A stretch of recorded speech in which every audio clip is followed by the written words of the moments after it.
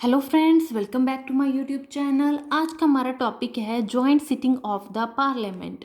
ठीक है, joint session का आर्टिकल नंबर 108 मतलब आर्टिकल नंबर 108 क्या कहता है? Joint sitting of the parliament. ठीक है, स्टार्ट करते हैं। Joint session summoned on the order of the president. Joint session कब बुलाया जाता है? जब प्रेजिडेंट के द्वारा ऑर्डर दिया जाता है। ठीक है, अब प्रेसिडेंट ऑर्डर कब देगा? जब ये वाली कंडीशंस होगी। ठीक है, तो वन बाय वन कंडीशंस को पढ़ेंगे।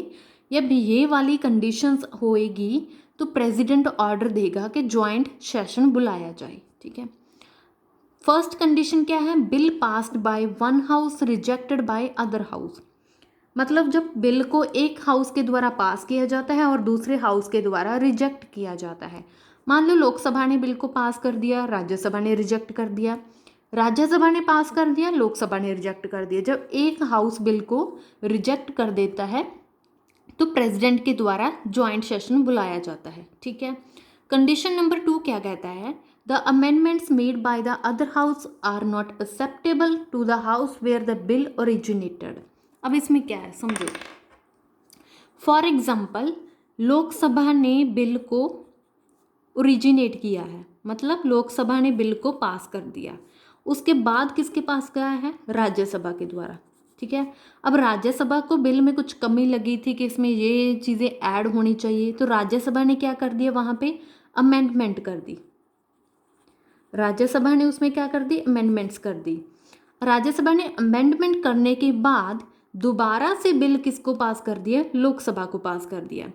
अब लोकसभा ने जब दोबारा से चेक किया कि बिल को, तो लोकसभा ने देखा कि राज्यसभा ने इसमें कुछ अमेंडमेंट्स कर दिया है। ठीक है, अब लोकसभा को वो पसंद नहीं आया जो अमेंडमेंट राज्यसभा ने की थी, तो इट मीन्स अब लोकसभा ने वो रिजेक्ट कर दिया। ठीक है, लोकसभा ने पहले पास किया, राज्यसभा के पास गया, राज्यसभा ने उसमें कुछ अमेंडमेंट कर दी और दोबारा से बिल पास कर दिया लोकसभा को।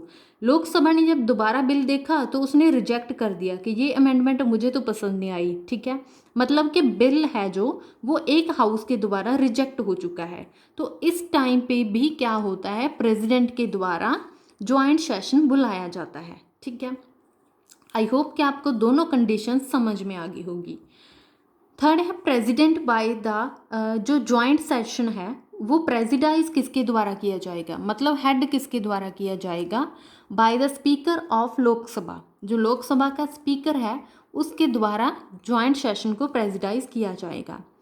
अगर डेडलॉक की कंडीशन आती है, मतलब दोनों साइड पे जो वोट्स हैं वो इक्वल होती है, the deadlock over the bill resolve by the majority, फिर जिस साइड पे मेजोरिटी होती है उस साइड पे बिल पास हो जाता है। ठीक है, अब इससे पहले ज्वाइंट सिटिंग कितनी बार बुलाई जा चुकी है? तो 3 बार बुलाई जा चुकी है। ठीक है, 3 ज्वाइंट सिटिंग हो चुकी है। कब हुई थी? 1961 में, 1978 में एंड 2002 में। ठीक है, अब इसमें क्या होता है कि ज्वाइंट सिटिंग का भी एक कंडीशन होती है कि आप कब बुला सकते हो, कब नहीं बुला सकते।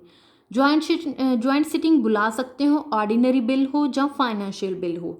ऑर्डिनरी और फाइनेंशियल बिल, अगर ये दोनों बिल है तो ज्वाइंट सिटिंग हो सकती है। ठीक है, अगर मनी बिल हो या कॉन्स्टिट्यूशनल अमेंडमेंट बिल हो तो इन केस में आप ज्वाइंट सिटिंग को नहीं बुला सकते। ठीक है, समझ में आ गया? ऑर्डिनरी एंड फाइनेंशियल बिल में आप ज्वाइंट सिटिंग हो सकती है, प्रेसिडेंट के द्वारा बुलाई जा सकती है। अगर मनी बिल है या कॉन्स्टिट्यूशनल अमेंडमेंट बिल है तो उसमें ज्वाइंट सिटिंग नहीं हो सकती। तो आज का छोटा सा टॉपिक था हमारा ज्वाइंट सिटिंग का, कि ज्वाइंट सिटिंग कैसे होती है, ज्वाइंट सिटिंग को बुलाने की कुछ कंडीशंस होती हैं कि प्रेसिडेंट क्यों बुलाता है, कब बुलाया जाता है, तो वो हमने डिस्कस किया है। उम्मीद करती हूँ आपको मेरा वीडियो अच्छा लगा होगा। अगर आपको वीडियो अच्छा लगा तो please like, share and subscribe my YouTube channel, और मेरे साथ साथ आप भी अपने नोट्स बनाना स्टार्ट कीजिए। Thank you.